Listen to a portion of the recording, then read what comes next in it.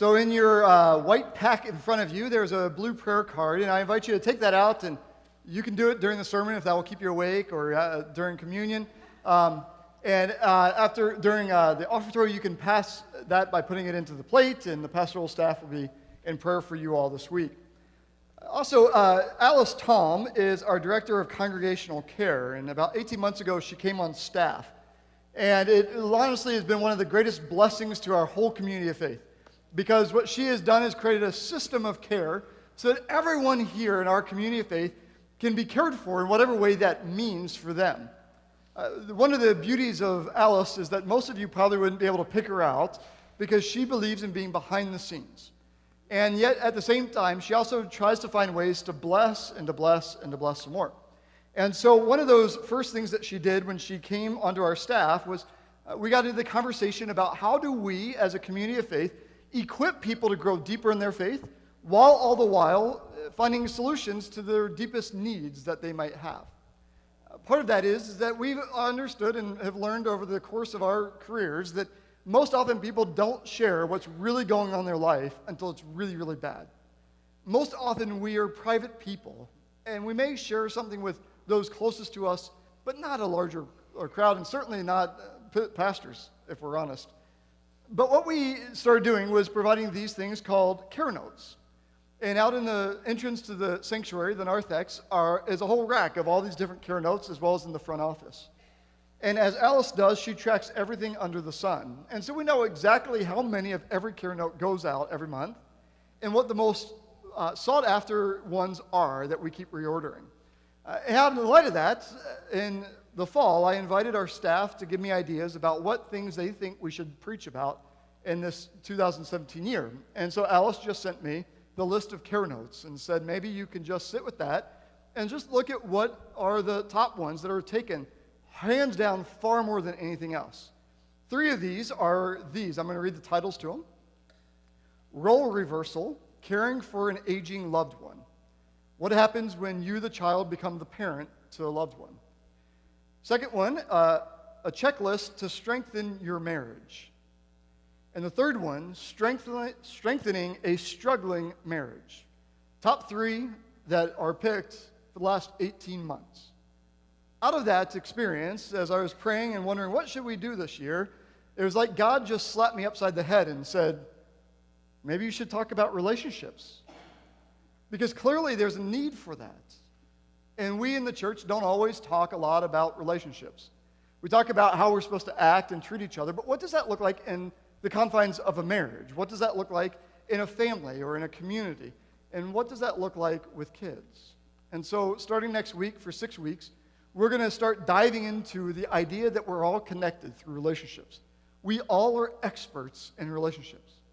Now, being an expert doesn't mean you do it well, but we all understand the power of relationships. And so for 6 weeks, we're going to gather together, look at our scriptures, discern what it means to have healthy relationships, and hopefully live into that together. A couple of those weeks will be specifically on marriage. And most often I find that people that are struggling in their marriage do not share that openly. But I do believe that there are many marriages here that are struggling because I've seen the number of care notes being taken. And so my hope is that we can help maybe infuse some life and new life into some marriages as well. And then on the other spectrum, we have all these newlyweds, which are so cute. Amen? Yeah, Ty and John I got to marry them 8 months ago. Yeah? Yeah, something like that. And now they're going to have a baby soon. Yay!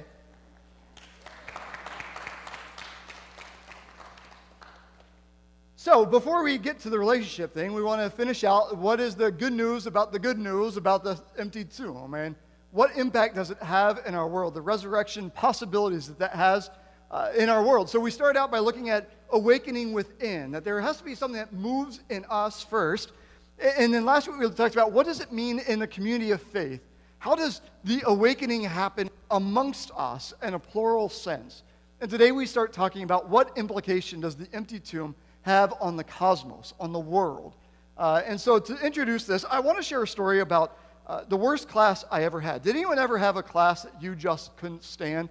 High school, college, maybe you went to grad school. I found out my freshman year of high school that I had a disease called senioritis.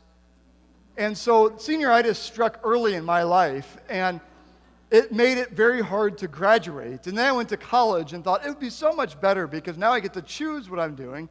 But my senior year of college, I had a class with my advisor. And because I saw his name next to the title, I thought, oh, dear God, have mercy on me.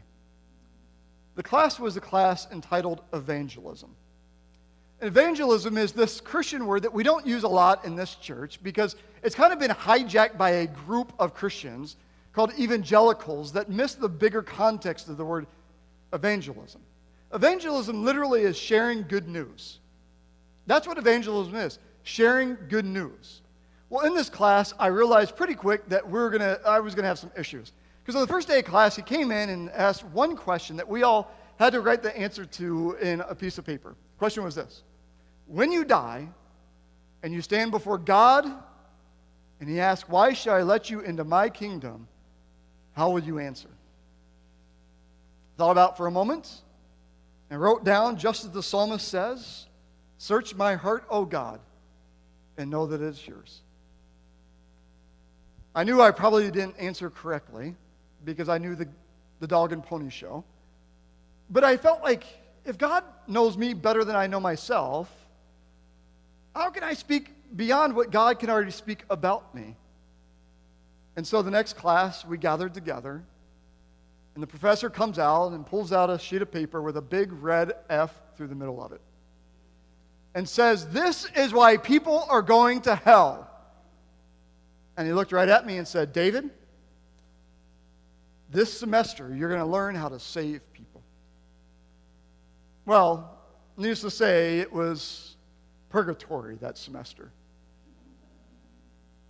The first thing that we had to do was go door to door with our professor, knocking and asking people, do you know Jesus? Are you going to burn in hell? Or are you getting to go to heaven? Then it got even better because then we got to go to a big tent revival. Anybody ever heard of those?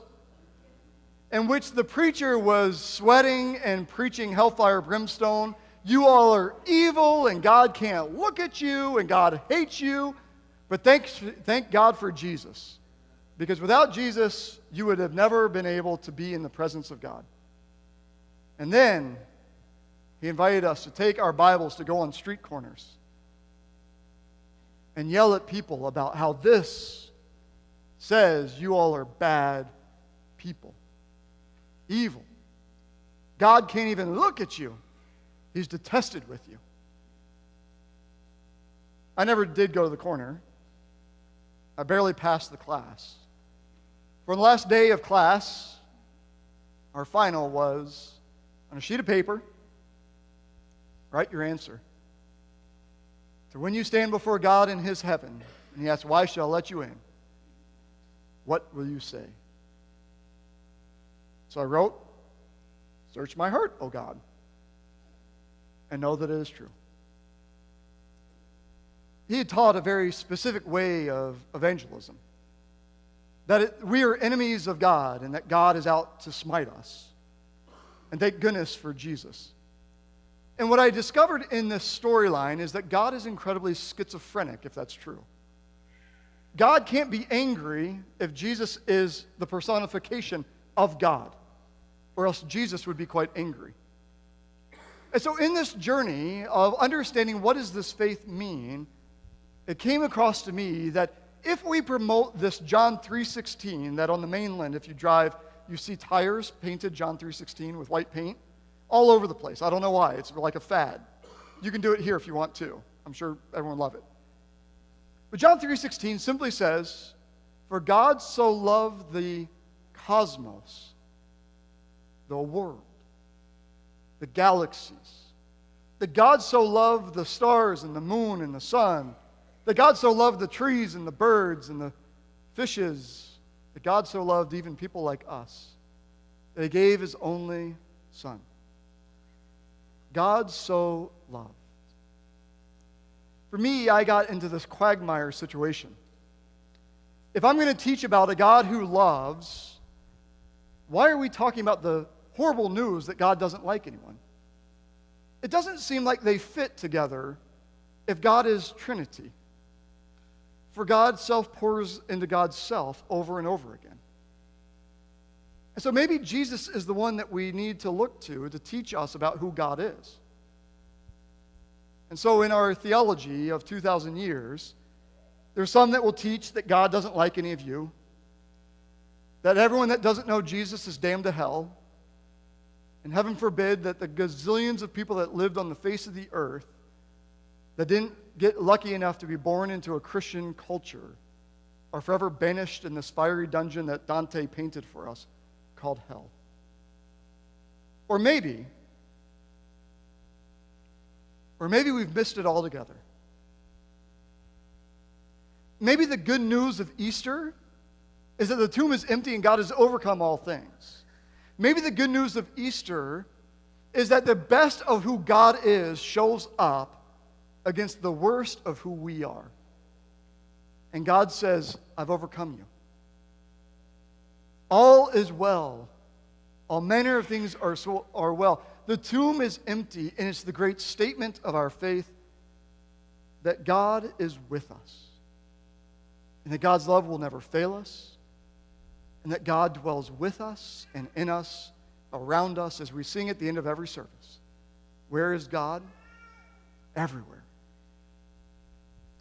And so today we turn to the second letter to the Corinthians after last week's first letter. Last week we talked about the first letter. Paul's talking about the division within the church, that they're not treating each other kindly, and some are abusing communion and all this kind of stuff. This week we turn to the second letter in which Paul's writing back to the same church because there's an issue. They are undercutting Paul's leadership and teaching. In fact, what's happening is that there are false teachers that are teaching a very worldly way of being instead of the way of Christ, and are saying because Paul wasn't appointed by this group, he therefore is not worthy of a teacher. And so Paul wants to teach them the bigger way called the Jesus way. He wants to invite them into a deeper truth, into this place called reconciliation and the job that we have to do.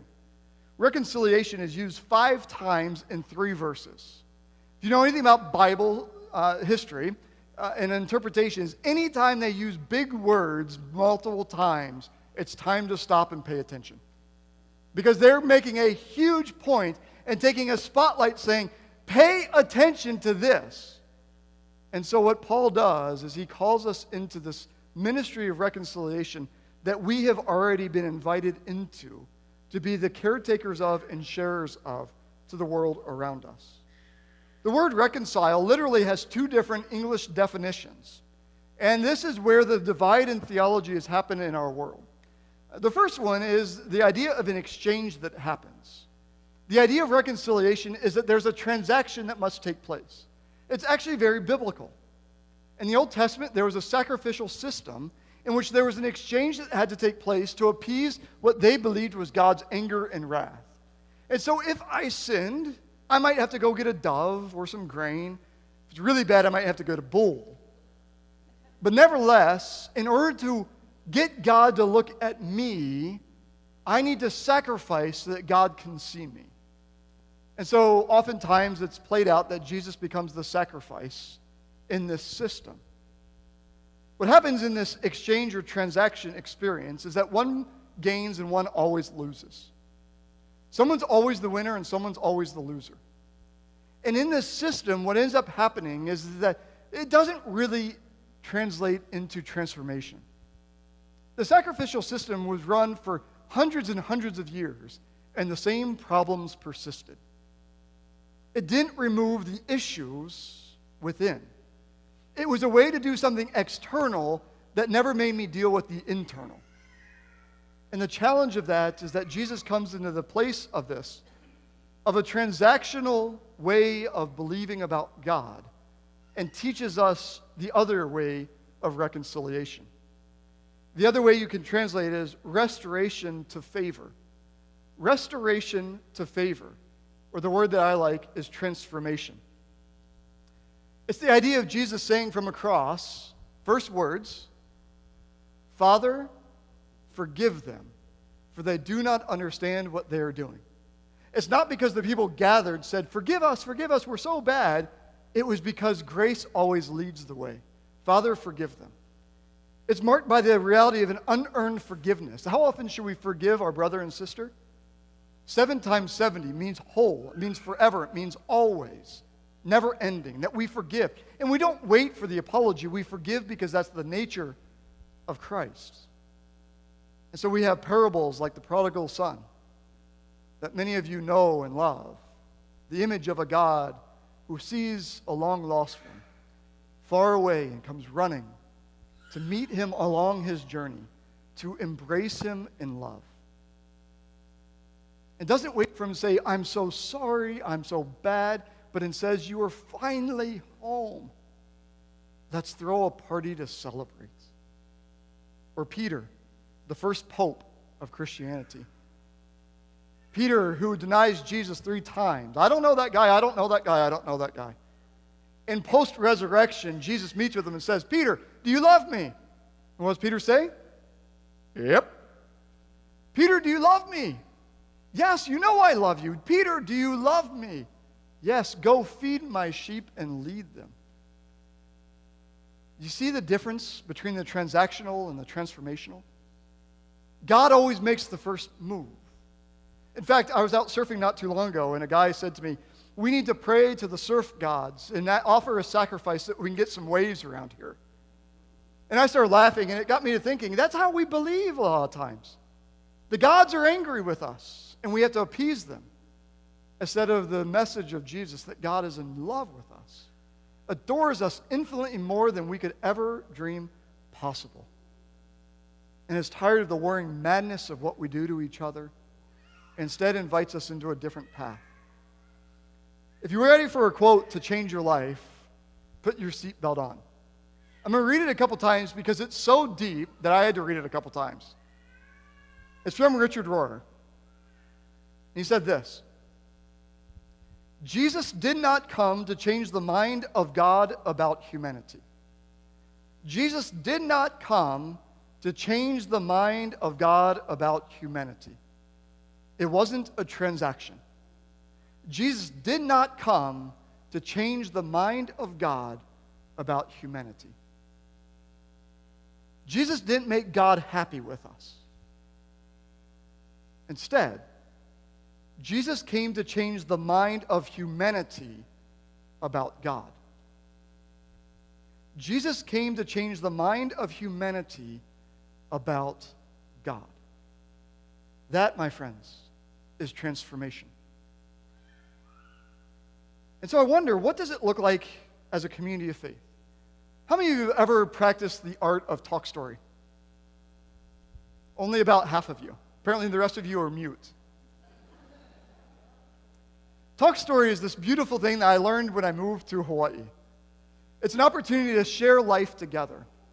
And what Paul says in this chapter is that our job is to share the good news about what's happened in our lives that marks a different way of being.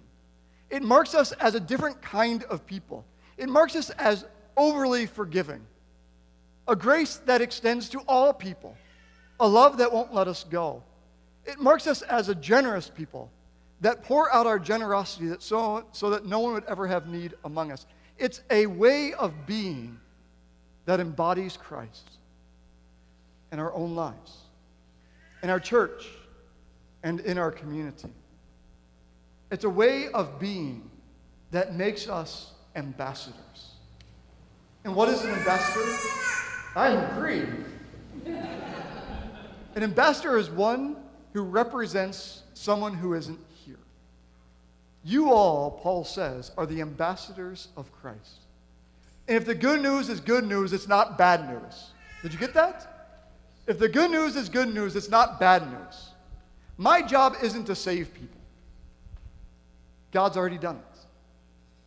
That's why a tomb is empty. My job is just to represent what has happened in me, the way that God has transformed me. And if I was honest with you, all those years ago when I was a senior in college, I was so immature. I was so immature in faith and life. And I loved living high on the hog of moral superiority, in which I could judge everyone around me and nitpick their lives and talk about how bad they are, and thank God I'm like those people, and live in this belief that my job is to be judge and jury of humanity. And I did it. I did it for a long time. And it's exhausting. It's exhausting. And the problem is, it's never the way of Jesus. Jesus never condemns people. Did you get that? Jesus' harshest words are always to not the Christians then, the Jews, the religious people that miss the point. And we're invited to this ministry of reconciliation where we share the good news of the good news. That God has overcome and calls us his beloved. And what difference does that make? It makes all the difference in the world. To realize that there's someone in our corner through thick and thin. Through I'm not the worst of the worst and I'm not the best of the best. I'm just me. And I get to walk with this God who continues to amaze me and surprise me and laugh at me and invites me to a different way, this way of grace. That day I went to house with my professor. It was a turning point in my life. What happened was we came to a gate. As we came to the gate, it was very clear on the front, "Do not enter," in great big words. And the "do not enter" was a statement at the front of this gate that this guy did not want us coming into his house. My professor said, "We're on a mission from God." And we walked through, and he walked up the steps to this balcony. He knocked on the screen door. My friend and I stood at the steps, terrified, horrified about what this guy was getting ready to say. A guy came to the door, and our professor said, "I see that you're new to the community. Are you going to spend eternity in heaven or in hell?" The guy looked at him and said, "I give you 3 seconds to get off my property." And started to count. Now, mind you, I was in Oklahoma, and what I know about Oklahoma is they love guns. And it wouldn't put it past this guy that he was going to go find something to make sure we're off the property. And so my friend and I, we took off out of that gate. We don't want to stay around to see what this guy is meaning after 3. And our professor slowly walks out and stops on the other side of the gate, picks up his foot, and begins to dust off his shoe. He said, just as Jesus said, if they're not responsive, dust off the dirt, symbolizing that they are enemies of God.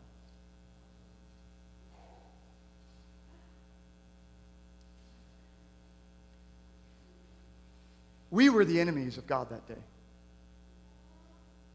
We didn't share good news. That man, if we invited him out to coffee or a beer, may have sat and heard a story of grace and of love, forgiveness. But instead, this professor, who was trying to teach every year students that this is Christianity, the way of Christ. Our gospel is one of grace. I say it often. When we get to heaven, I think we're going to look around and go, "Whoa, how'd you get here? How'd you get here? How'd you get here?" And they're going to look at you and go, "How'd you get here?" I think God is far more gracious than we've painted him to be. That Easter is the story of a God who has done everything in his power to overcome that which can separate. As Paul said, in the first Adam, all have sinned, and in the second Adam, all are redeemed. That God has done the work. And now it's just us awakening to that. May we be a people that are ambassadors of grace, ambassadors of love, ambassadors of Christ, that go into this world to share good news that is always good, and invite people into the wonder of the very presence of our God. May it be so among us this day. Amen.